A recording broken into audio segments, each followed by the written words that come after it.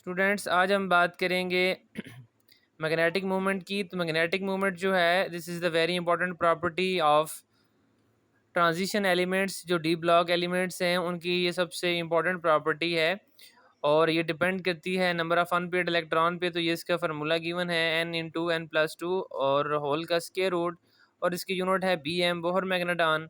तो अगर हम देखें तो यहाँ पे scandium, titanium, vanadium, chromium, manganese, iron, cobalt, निकल, कॉपर और जिंक यानी कि 3D सीरीज हमारे पास कंप्लीट लिखी हुई है और साथ मैंने इनके जो है वो अनपेयर्ड इलेक्ट्रॉन जो है वो मेंशन किए हुए हैं। तो यहाँ तक अगर हम देखें D1, D2, D3, D4, D5, D5 तक मैक्सिमम जो है वो नंबर ऑफ़ अनपेयर्ड इलेक्ट्रॉन है और उसके बाद जो है वो पेयरिंग स्टार्ट हो जाती है 6, 7, 8, 9 और 10 तक जाते जाते।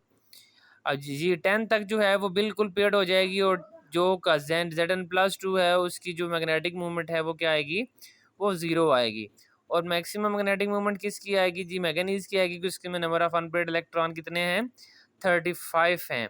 तो इस तरीके से हम जो है वो मैग्नेटिक मूवमेंट को कैलकुलेट कर सकते हैं और this is a very important short question and MCQs तौर पे के तौर पर भी ये क्वेश्चन जो है वो आपका आता है। Calculate the sorry short question के तौर पर भी ये आपका आता है कि calculate the magnetic movement of the particular compound. जो भी आपको कंपाउंड गिवन होगा ये आपने याद रखना होगा कि ये D1, D2 या D3 या D4 ये कौन सा सिस्टम है।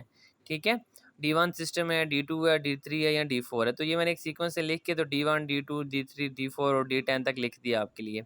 ठीक है, और इसी तरह ये एमसीक्यूज़ भी आ सकता है, इसका फार्मूला भी, इसकी यूनिट भी, या फिर आप सिंपली जो है वो आपको एन वैल्यू दे दी जाए या आपको कहा जाए कि ये वेनेडियम+2 है, इसकी जी आप फाइंड करें, मैग्नेटिक मूवमेंट फाइंड करें।